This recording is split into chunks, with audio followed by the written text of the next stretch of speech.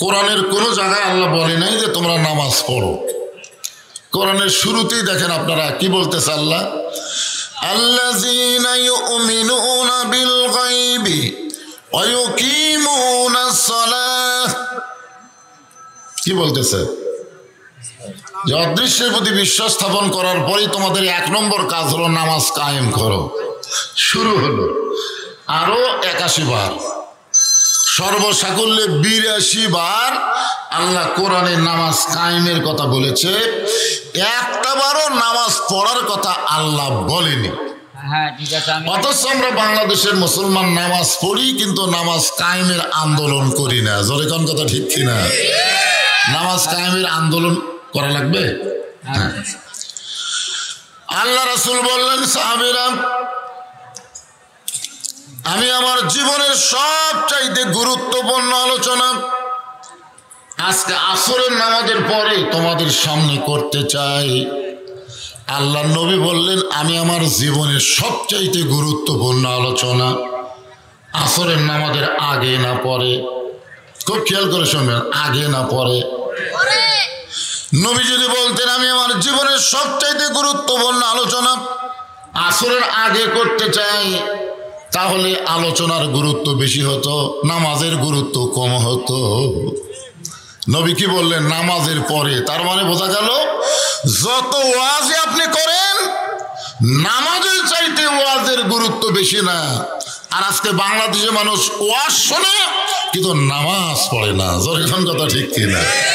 দেখছেন, আল্লাহ নবী বললেন আমি আমার জীবনের সবচাইতে গুরুত্বপূর্ণ আলোচনা আজকে আসরের নামাজের পরে করতে চাই। আপনারা বলেন তো, নবীর প্রত্যেকটা কথার গুরুত্ব কম না বেশি?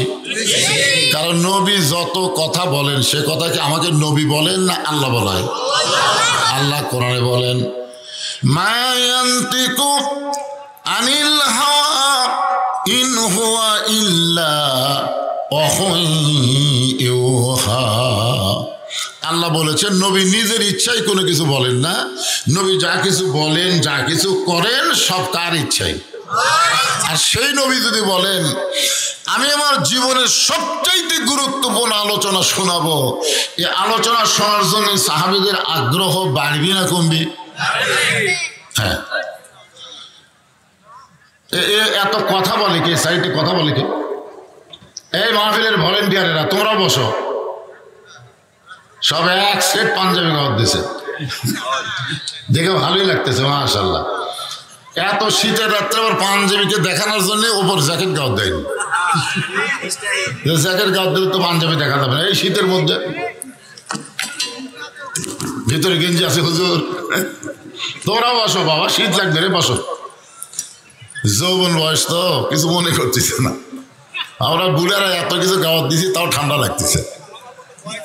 হ্যাঁ বসো বাবা, তোমরা বসো, এক সাইডে তোমরা বসো, সবাই বসো।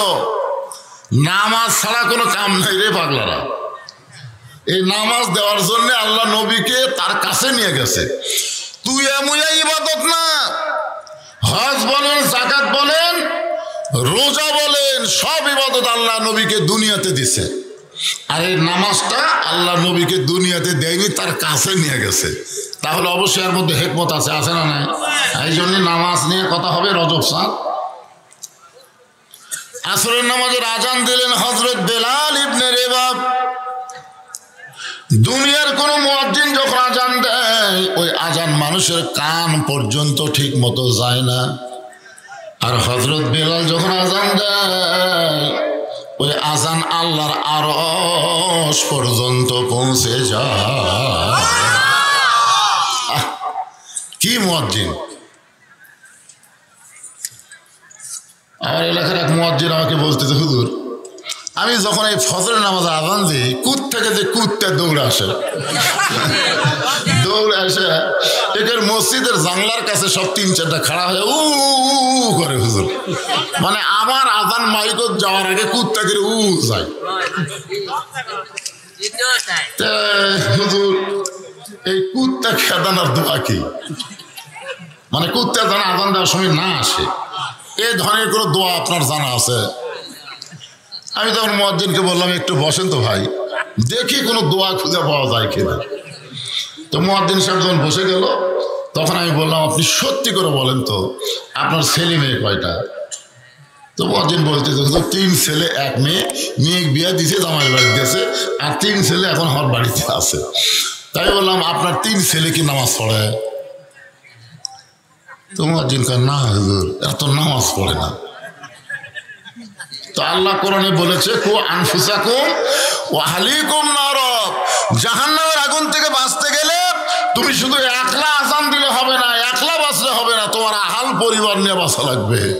তো মসজিদে আযান দেওয়ার আগে তুমি তোমার ওই 3 আইডিয়ার কাছে আযান দাও। আইডিয়া যে বেটারা ঘুম পাড়ে নামাজ পড়ে না, এরা কি বেটা না? আইডিয়া তা আগে তুমি 3 ছেলের কাছে আযান দিয়ে তারপরে মসজিদে আসো, দেখি তো কুত্তে আযান দেয় কিনা। বিশ্বাস করেন, ওই আমার কথা মতো 3 ছেলের ডাক দিয়ে থুয়ে তারপরে মসজিদে এসে আযান দিছে, আর কুত্তা উ করে না। আল্লাহ কোরআনে বলেন, ওয়ামান আহসানু কওলাম মিম্মান দাআ ইলাল্লাহ ওয়া আমিলা সালিহান ওয়া ক্বালা ইন্নানি মিনাল মুসলিমিন। সবাই বলা লাগবে। কোরআনের তেলাওয়াত শুনলে ঈমান বাড়ে না কমে? তো ঈমান বাড়ার লক্ষণ কি? চুপ থাকা। হাসিনার সময় আল্লাহু আকবার সবাই বলতে ভয় পাইছে, জয় বাংলা, ওটা বলতে কোনো ভয় নাই, কিন্তু তাকবীর দিলি আওয়ামী লীগ কি শুরু করলো রে? আওয়ামী লীগ তাকবীরকে সবচাইতে বেশি ভয় করছে। তাকবীরের ভয় কে করে? শয়তান করে, আর যাদের মধ্যে শয়তান থাকে তারা করে। জোরে কোন কথা ঠিক কিনা? আপনাদের মধ্যে কি শয়তান আছে?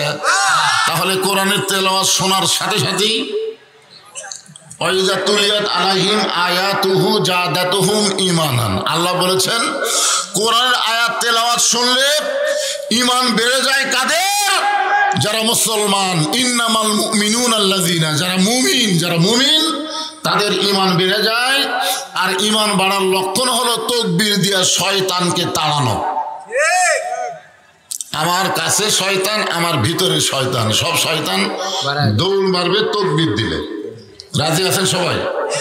লিল্লাহি তাকবীর।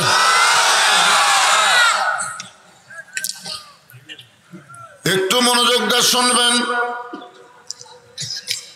আসরের নামাজের আযান দিলেন হযরত বেলাল ইবনে রেবাব। সাহাবীরা জিজ্ঞেস করলেন, ইয়া রাসূলুল্লাহ, হযরত বেলাল যখন আযান দেয় ওই আযান আল্লাহর আরশ পর্যন্ত কেন যায়?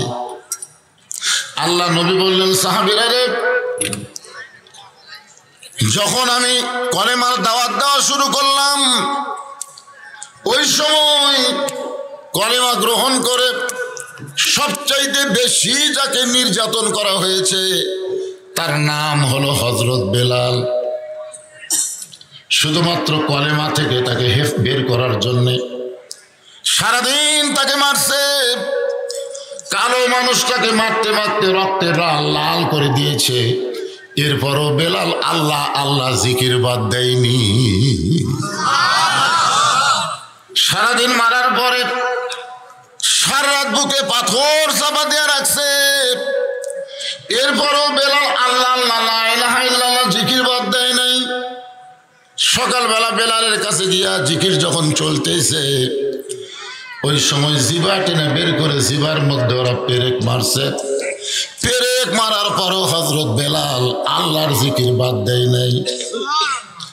হযরত আবু বকর বেলালকে মুক্ত করে যখন নবীর কাছে নিয়ে যায়, আল্লাহর নবী দেখেন বেলালের জিহ্বার মধ্যে পেরেক মারার কারণে বেলালের জিহ্বাটা এত মোটা হয়ে গেছে, অর্ধেক জিহ্বা ঝুলে গেছে, মুখের মধ্যে আর ঢোকে না।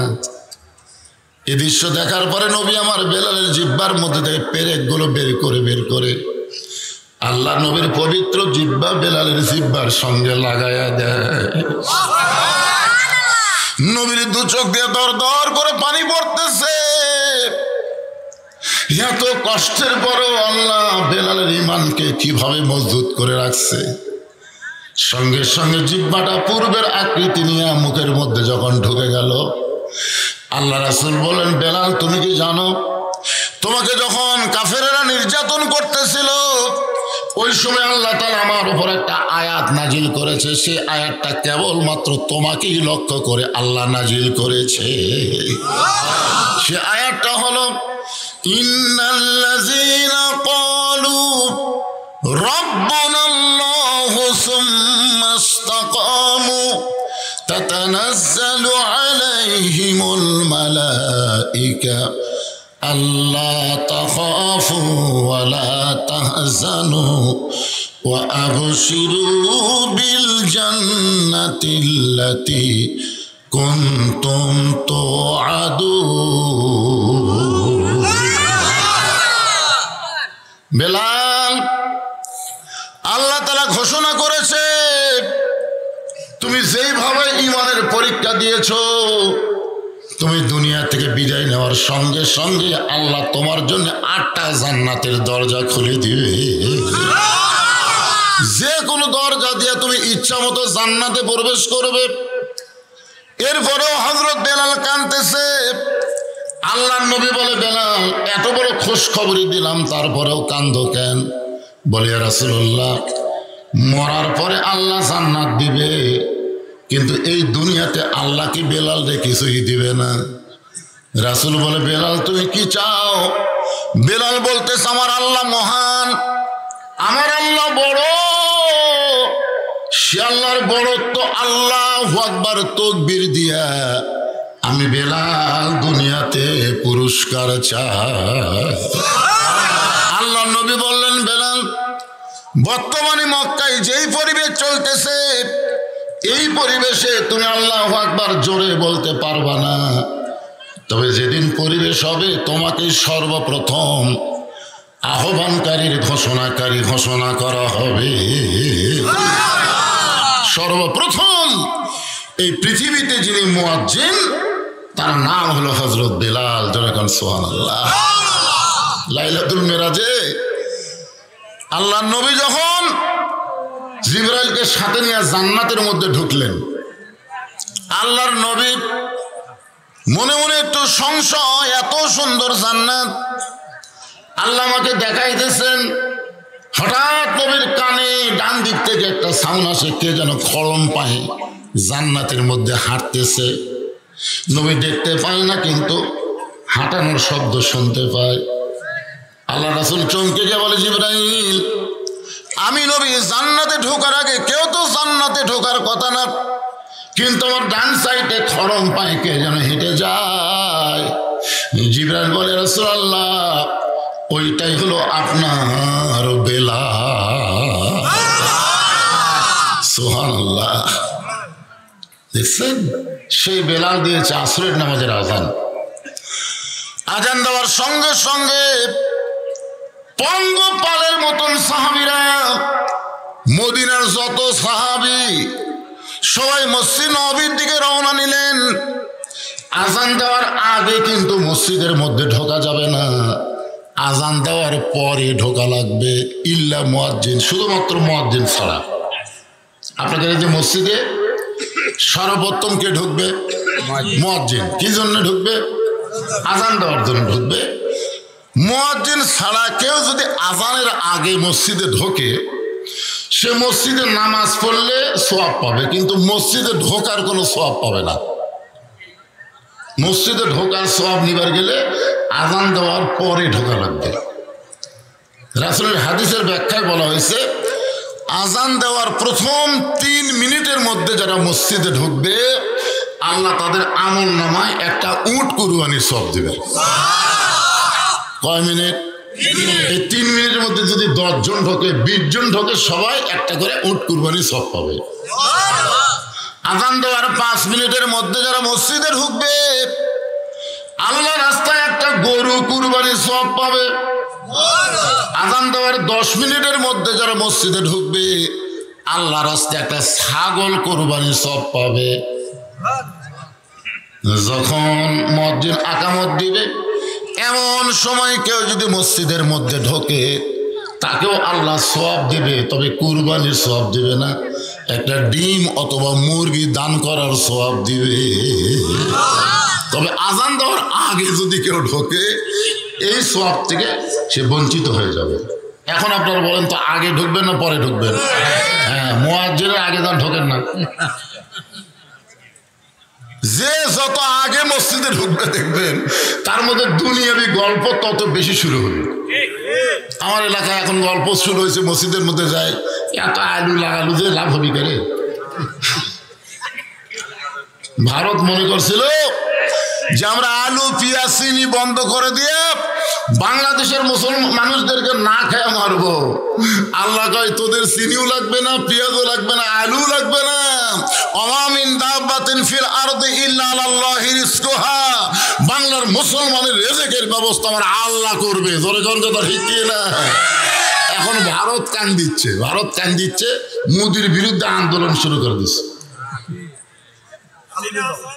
আপনারা কি মনে করছেন ভারতও তার চিকিৎসা করবার যাচ্ছে না? বাংলাদেশের মানুষের আর অসুখও হচ্ছে না। আগে কথায় কথায় বলতো মাদ্রাজে যাও, মাদ্রাজে যাও, বেঙ্গালুর যাও। কে বেঙ্গালুর? তুই আল্লাহ বসে আছে তো। আল্লাহ কোরআন শরীফকে লক্ষ্য করে বলেছেন, অনুনাজ্জিলু মিনাল কুরআনি মা হুয়া শিফাউ ওয়া রাহমাতুল লিল মুমিনিন।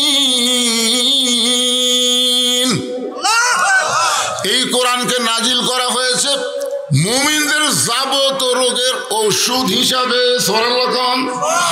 আপনার বলেন তো কোরআনে ওষুধ আছে না নাই? ভারতে যাবে কোরআন আপনার কাছেই তো ওষুধ হয়ে আছে। কোন কোন সূরা দিয়ে আমল করলে আপনার রোগ ব্যাধি আরাম ভালো হবে? আজকে রজবের মাসে আপনাদেরকে আমি ফাঁকে ফাঁকে বলার চেষ্টা করবো ইনশাআল্লাহ। এই বেটা উঠলি কেন? তোরা এত তারিফ করছিস, তো কোটা চলবে না।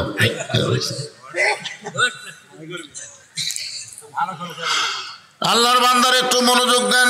পঙ্গপালের মতন সাহাবীরা মসজিদের মধ্যে ঢুকলেন, আসরের নামাজের ইমামতি করলেন আল্লাহর নবী।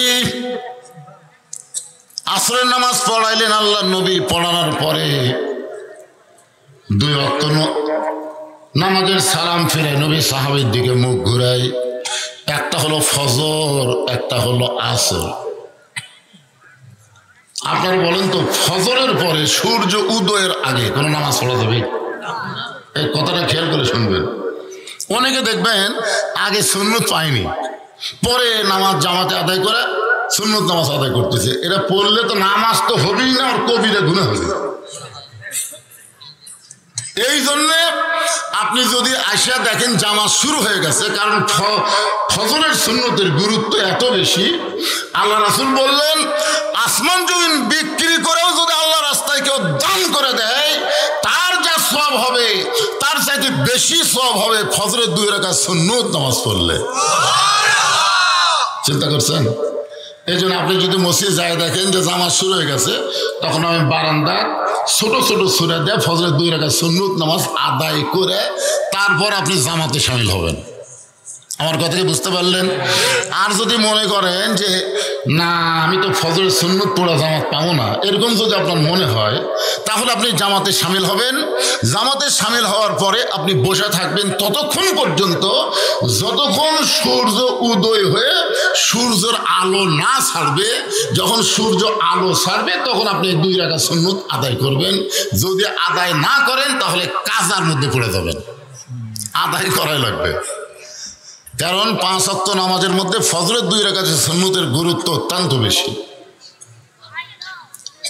ফজরের সালাম ফেরানোর পরে কোনো নামাজ নাই, আসরের নামাজের পরে কোনো নামাজ, যতক্ষণ সূর্য অস্ত না যাবে কোনো নামাজ পড়া যাবে।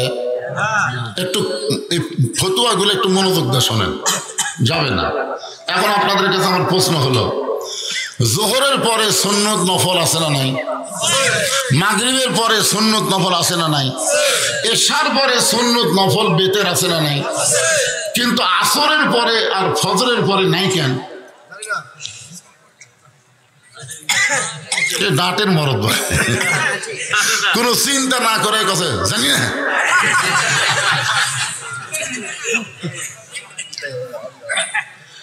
আপনারা বলেন তো, ফজরের নামাজের আজান দেওয়ার 8 ঘন্টা পর ফজরের জামাত হয় না?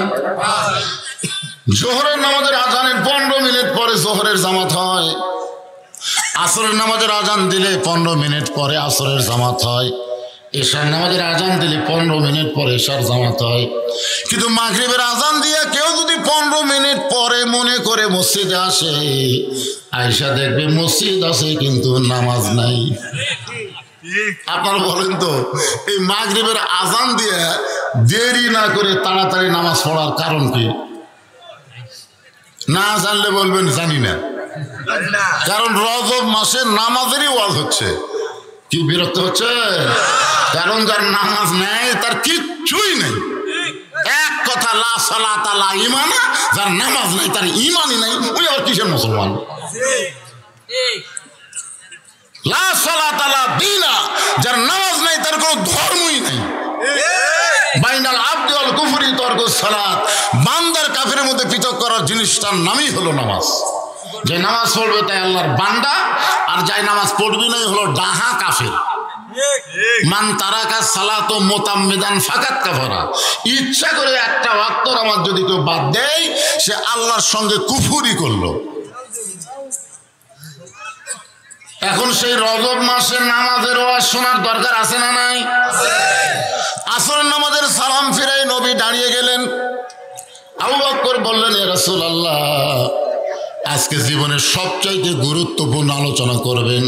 হুজুর আপনি মেম্বরে বসে আলোচনা করেন। মেম্বর বোঝেন তো? আল্লাহ রাসূল বলেন, আবু বকর, এত গুরুত্বপূর্ণ আলোচনা আমি করব, সে আলোচনা বসে করা যাবে না। কারণ আমি শুধু আলোচনা করব না, আজকের আলোচনাটা আমি তোমাদেরকে দেখাবার চাই। লিল্লাহি তাকবীর। আমরা বাংলাদেশে যত বক্তা ওয়াজ করতেছি, আপনারা বলেন তো, আমরা কোরআন শরীফ থেকে ওয়াজ আপনাকে শুনেছি, ওয়াজকে আমরা দেখাবার পারতেছি? দেখাবার পারতেছি না, খালি শুনেছি। আপনার খালি সামনেওয়ালা শুনে যাচ্ছেন, বকাওয়ালা বকে যাচ্ছে। ফজরের নামাজ শুনে যায় মুসল্লি কম। যদি আজকে আমাদের পরে ফজরের মুসল্লি বেশি হয়, তাহলে অনেকে বলবে, রে বজুশীদের ওয়াজ দেখা যাচ্ছে রে। গতকাল হচ্ছে 3 জন, আজকে হচ্ছে 17 জন বাড়ে। কিন্তু যদি দেখা যায় গতকাল হচ্ছে 15 জন, আজকে 1 জনও নাই, খালি মুয়াজ্জিন। মানে ওয়াজ শুনে যায় ঘুমাচ্ছে, কিসের নামাজ? আল্লাহর বান্দার একটু মনোযোগ দিবেন। আল্লাহর নবী বললেন, আজকে শুধু আমি ওয়াজ শোনাবো না, আজকে আমি তোমাদের ওয়াজটা দেখাবার চাই। এই বলে নবী মেহরাবের মধ্যে পুরাপুরি ঢুকে গেলেন। মসজিদের সামনে ইমাম যেখানে নামাজ পড়ায় ওই জায়গার নাম হলো মেহরাব। জোরে কোন জায়গার নাম কি? আপনারা বলেন তো, মেহরাব বানানোর অর্থ কি? কি কারণে মেহরাব তৈরি করা হয়? মেহরাব ইমামের নামাজ পড়ার জন্য মেহরাব। মেহরাব সম্পর্কে একটা আয়াত আছে। আল্লাহ কোরআনে বললেন, ইয়া আইয়ুহান নাবিয়্যু হারজিল মুমিনিনা আলাল কিতাল। ওগো নবীজি, শুধু কাতারবদ্ধ হয়ে নামাজ পড়লে হবে না, শুধু দোয়া দরুদ শিক্ষা দিলে হবে না, রুকু সেজদা কেমনে করে এটার শিক্ষা দিলে শুধু হবে না।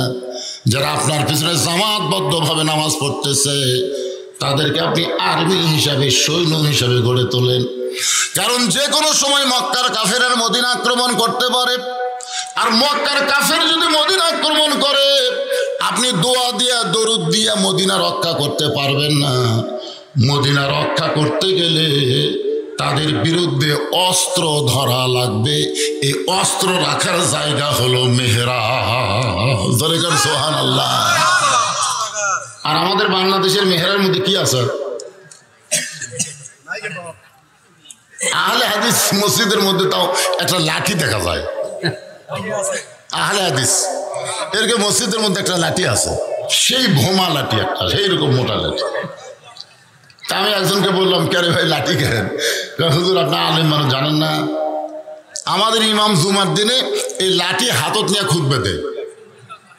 আমি বললাম আর কোনো সময় লাগে না, কেন হুজুর খালি জুম্মার দিনে যতক্ষণ খুতবা দিবি ততক্ষণ লাঠি নেওয়া সুন্নত। আমি বললাম না, কোনো সুন্নত কোনো সময়ের জন্য না, সুন্নত হচ্ছে সব সময়ের জন্য। জোরে গান কথা ঠিক কিনা? তা আমাকে বলতেছে সব সময়ের সুন্নত, আপনি একটা যুক্তি দেন। আমি বললাম তাহলে শোনো, আমার ড্রাইভার আমাকে গাড়ির থেকে নামা দিয়েছে রাত 2টার সময়, যে হুজুর আপনি বাসার যান আর আমি গ্যারেজ নিয়ে যাচ্ছি। গাড়ি ড্রাইভার যখন গ্যারেজে নিয়ে যাচ্ছে, এমন সময় আমি গেট খুলে কেবল বাসার দিকে যাচ্ছি, আমার গেটের কাছে একটা আমের গাছ আছে। ওই আমের গাছের তলে 4টা কুত্তে ঘুম পাড়তেছিল। কিন্তু আমার দেখে ওর কিন্তু কি বিগাড়ে উঠলো বুঝলেন? 4 কুত্তা খাও খাও করে আমাকে ধরলো। আমি দোয়া ইউনুস পড়ি, কুত্তা লড়ে না। আমি আয়াতুল কুরসি পড়বার চাই, কিন্তু কুত্তার খাও খাইতে আমি আয়াতুল কুরসি ভুলে গেছি। মানে অর্ধেক পড়ার পরে আর কি তার মনে নেই। আমি যখন একটা আয়াত আছে কোরআন কুত্তা খেদানোর আয়াত, এখন কিন্তু কুত্তা খুব বেশি হসে, হয় না ভাইজান? ইন্নাহুম ইয়াকিদুনা কায়দা ওয়া আকিদু কায়দা, এই আয়াতটা যখন পড়লাম সঙ্গে সঙ্গে একটা কুত্তা আমার পাঞ্জাবের উপর একবারে করে বসে দিল।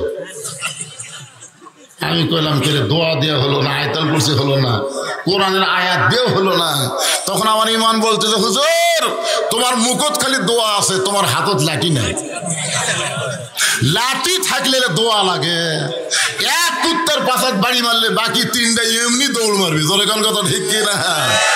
আজকে ভারতের ফাটাকৃষ্ট, ভারতের একটা মিঠুন চক্রবর্তী একটা ফাটাকৃষ্ট নায়ক, সে আজ কয়েকদিন আগে বলেছে 3 দিকে ভারত, একদিকে বঙ্গোপসাগর, ভারত যদি ইচ্ছা করে 15 দিনের মধ্যে বাংলাদেশকে দখল করবে। এত বড় কথা একটা মালওয়ানের বাচ্চা কথা।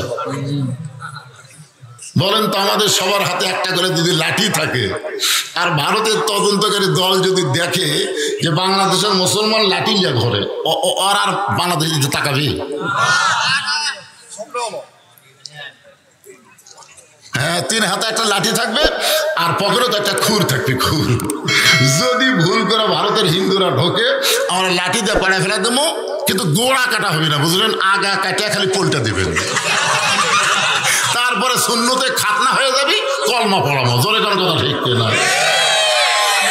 আমার এই ওয়াজ ভারতে চলে গেছে। আমি যে ওয়াজ করছি এটা মিডিয়ার মাধ্যমে ভারতে চলে গেছে। ভারত আমার কিছু ভক্ত মুসলমান আছে, তারা আমাকে মোবাইল করে বলতেছে হুজুর আপনার ওয়াজ সেই সাটা সাটতেছে ভারত। লাঠি দিয়ে পাড়ে ফেলা দিয়ে খুদ দিয়ে কাটে দিবেন, গোড়া না কাটা আগা কাটবেন।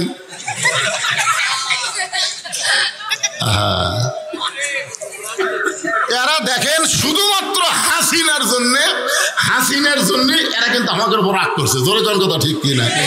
রাগ করিস কেন? তোরকে মাল তোরকে আমরা দিয়ে দিছি, কারণ মোদিরও বউ নাই, শেখ হাসিনারও স্বামী নাই, 2 জন করে খাক, বুড়া বুড়ি লাড়ে খাক। জোরে কোন কথা ঠিক কিনা? এরা তার করে খাবার পারবে না, এরা লাড়িয়া খাওয়া লাগবে। জোরে কোন ঠিক কিনা?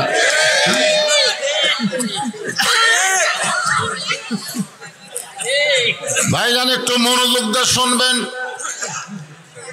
আল্লাহর নবী মেহরাবের মধ্যে ঢুকলেন, মেহরাবের ভিতর থেকে নবী একটা থলিয়া বের করলেন। থলিয়া মানে একটা ব্যাগ। থলিয়া মানে কি?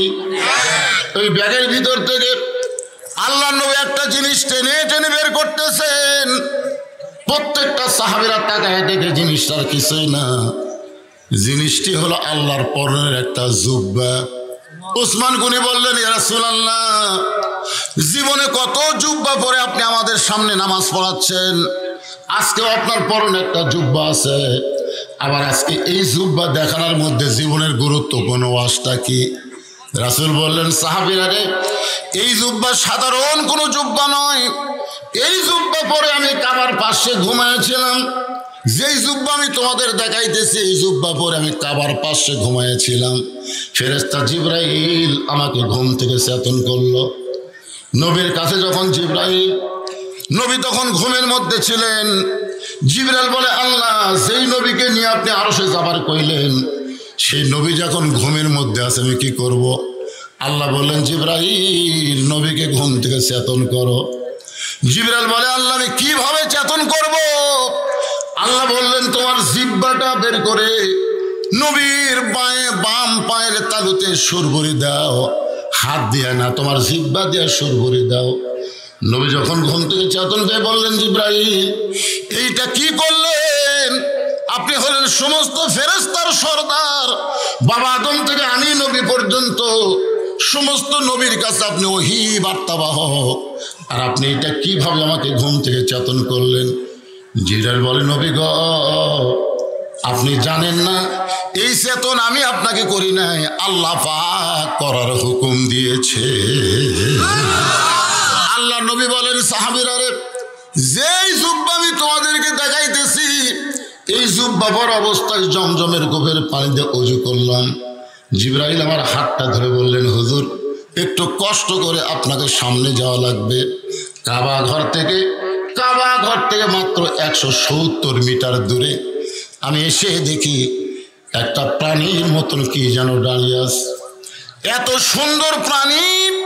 আমি বললাম, জিবরাইল আমাকে ঘুম থেকে চেতন করে জমজমের কূপের পানিতে ওযু করানোর পরে এই প্রাণীকে আমাকে দেখানোর জন্য নিয়ে আইলা। জিবরাইল বলে, রাসূলুল্লাহ এটা কোনো প্রাণী নয়, এইটা হলো একটা যানবাহন, এই যানবাহনের নাম হইল বোরাক। হুজুর আপনি বোরাকের পিঠে চলবেন আর বোরাক আপনাকে আল্লাহর আরশে নিয়ে যাবে। এই বোরাকের পিঠে চলবেন, বোরাক আপনাকে আল্লাহর কাছে নিয়ে যাবে। নবী ছোট বাচ্চার মতন কান্না শুরু করে দিলেন। জিবরাইল বলে, রাসূলুল্লাহ আল্লাহর কাছে যাওয়ার কথা শুনে সবাই খুশি হবে, কিন্তু আপনি কাঁদেন। নবী বলে, জিবরাইল আমার আগে একজন নবী সাহস করে বলেছিল রব্বি আরিনি, সেই নবীর নাম হলো মুসা কালিমুল্লাহ।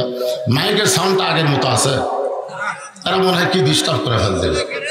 এই শুরুতে যখন খুতবা দিলাম তখন যেরকম ছিল সেই সাউন্ড দাও বাবা। ফেরেশতা জিবরাইল বলতেছে, ইয়া রাসূলুল্লাহ আপনি কি বলতেছেন?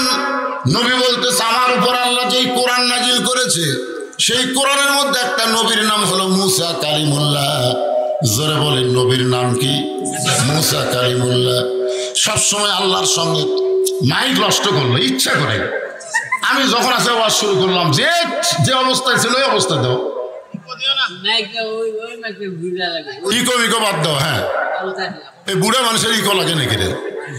এখনকার ইয়ং জেনারেশনের বক্তা যারা, তারা ইকো ছাড়া ওয়াজ করে না। আমার আর ইকোর দিন আছে? ইকো টিকো কিছু লাগবে না, সাউন্ডটা যেন সবাই বুঝতে পারে। অত্যন্ত গুরুত্বপূর্ণ রজবকে নিয়ে নামাজের আলোচনা হচ্ছে, একটু মনোযোগ দিয়ে শোনা লাগবে। যখন কথা ঠিক, কারণ আমাদের বাংলাদেশের মুসলমানেরা সবই করে কিন্তু নামাজটা একটু কম পড়ে, আর যারাই পড়ে মসজিদের মধ্যে বারবার খালি ঘড়ি দেখে। যখন কথা ঠিক কিনা? অথচ আল্লাহ বলতেছেন বিসবরি ওয়াসসালাহ, আগে ধৈর্য তারপরে নামাজ। মসজিদের মধ্যে যাই ঘোড়া রোগ ধরছে, কেন 5 মিনিট পরে আসরের নামাজ হবে, এর মধ্যে তো 10 বার ঘড়ি দেখা লাগবে কেন? খালি দেখতেছি, দেখে আবার কে ভাই আর কয় মিনিট করছে, এখনো 2 মিনিট। আজ ঘড়ি লড়তেছে না রে, আজ ঘড়ি লড়তেছে। ওই লোকটাই মসজিদ থেকে বাইরে চলে চা খাচ্ছে, 1 ঘন্টা হয়ে যাচ্ছে, একবারও ঘড়ি দেখতেছে না। ধরে কোন কথা ঠিক কিনা? তাই সাউন্ডটা একটু ক্লিয়ার করে দাও, জনগণ একটু শুনুক বাজান। হ্যাঁ, ঠিক করে দিছা? এই দে তুমি এসার নামাজ পড়ছা? সত্যি করে কত এই নামাজের কথা হচ্ছে, ওই নামাজ পড়েনি। বিসমিল্লাহ কয় হাত দাও, বিসমিল্লাহ কয় হাত দাও। আসলে কি যে বোঝে না। আপনি যদি রোজা না করেন, হজ না করেন, যাকাত না দেন, আপনি কাফের হবেন না, আপনি গুনাহগার হবেন। কিন্তু যদি আপনি নামাজ না পড়েন, আপনি কাফের হবেন। বোঝা লাগবে না? আমরা মুসলমান হয়ে মরতে চাই, আমরা কাফের হয়ে মরতে চাই না। জোরে কোন কথা ঠিক কিনা? মরা তো লাগবেই ভাই, যতই 5 তলা 7 তলা 10 তলা বাড়ি করেন, থাকার কোনো বন্দোবস্ত নাই, মরা লাগবেই। কথা কন না, কেন মরা লাগবে না? তো কি হয়ে মরবেন? হ্যাঁ, আল্লাহ কোরআনে বলেছেন, ইয়া আইয়ুহাল্লাযীনা আমানু তাকুল্লাহা হাক্কা তুকাতিহি ওয়া লা তামুতুন্না ইল্লা ওয়া আনতুম মুসলিমুন।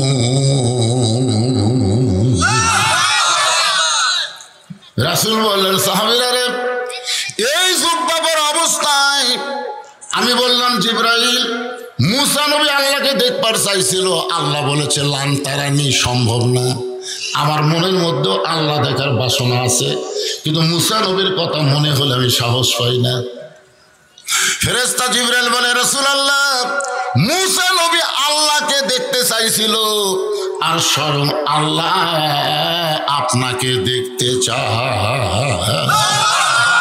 এই কথা শোনার পরেও আপনার যদি সুবহানাল্লাহ করতে মুখ বন্ধ রাখেন, কি বুঝলেন? মুসা নবী কাকে দেখতে চাইছিল, আর স্বয়ং আল্লাহ আপনাকে দেখবার চায়। এখন আপনারা বলেন তো, মুসা নবীর চোখের পাওয়ার কম, আল্লাহ কুটি আছে, দেখবার পাচ্ছে না, এই জন্যই দেখবার আছে। কিন্তু আপনার বলেন তো, আমাকে আল্লাহর চোখের পাওয়ার কি কম? আপনি যে দরজা জানলা বন্ধ করে 1,10,000টা ভোট দিলেন,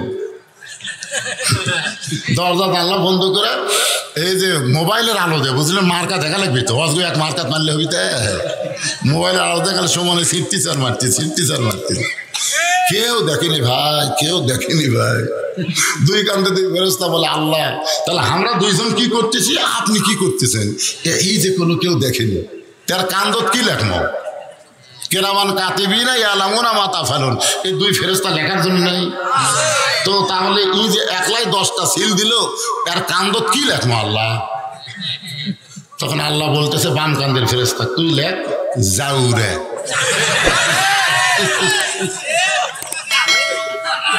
যাউরা বললেন অবৈধ, তার বাপের ঠিক নাই।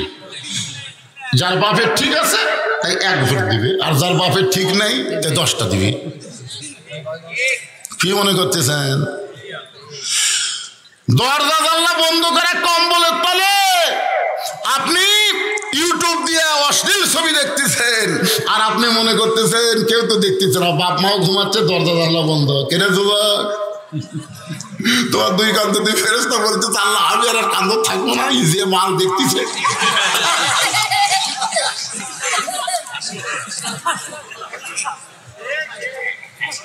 কিন্তু সেই দিন নামাজের কায়েমের আন্দোলন বাংলাদেশে চালু হবে, সেই দিনকার ছেলেরা যদিও খারাপ কোনো ভিডিও চোখের সামনে পড়ে যায়, ইস্তেগফার করে খারাপ ভিডিও ডিলিট করে দিয়ে প্রত্যেকটা বক্তাদের তাফসীর শুনবে। জোরে কোন কথা ঠিক কিনা?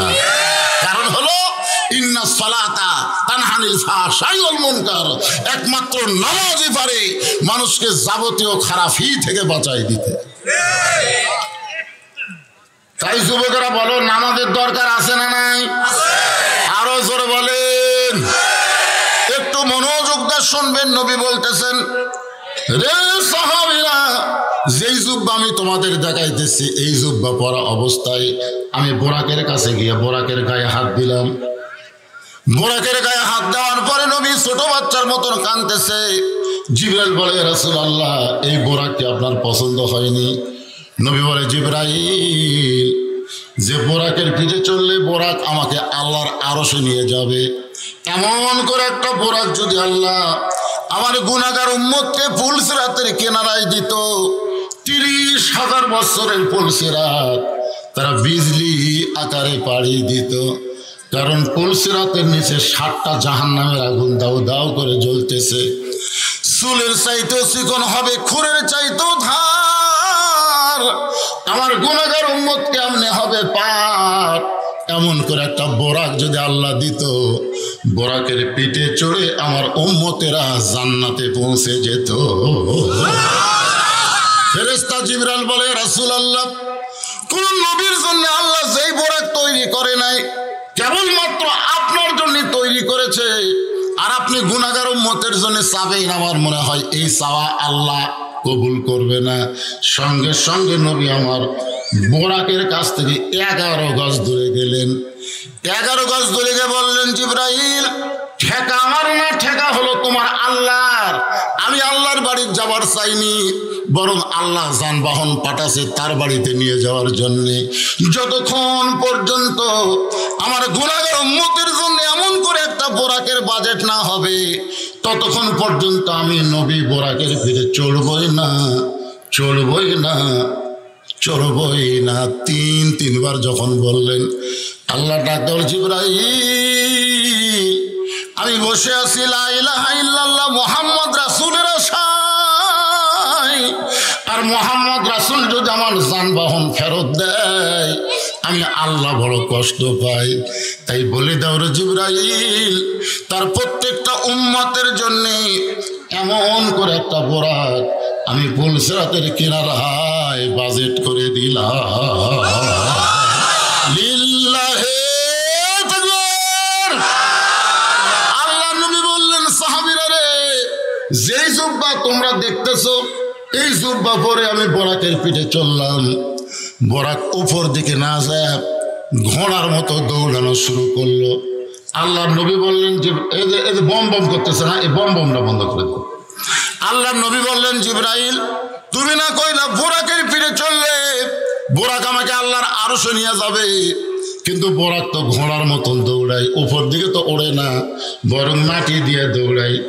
জিবরাইল বলেন, নবী গো, এই দুনিয়াতে আপনাকে একটা আমল করা লাগবে, সে আমলটা করতে হবে বাইতুল মুকাদ্দাসের ভিতরে। সুবহানাল্লাযী আসরা বিআবদিহি লাইলাম মিনাল মাসজিদিল হারাম ইলাল মাসজিদিল আকসা। মক্কাতে কাবা ঘর হলো মসজিদে হারাম, আর ফিলিস্তিনে যে মসজিদকে ইহুদিরা দখল করবার চায় ওই মসজিদের নাম হইল মুকাদ্দাস। এ পর্যন্ত ফিলিস্তিনের 42,000